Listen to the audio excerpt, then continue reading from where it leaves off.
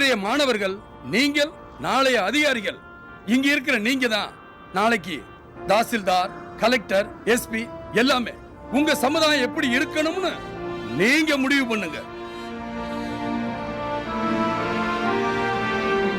என் மரணத்துக்கு பின்னால பஸ் எரிக்கிறதோ கடையை எரிக்கிறதோ இருக்கக்கூடாது.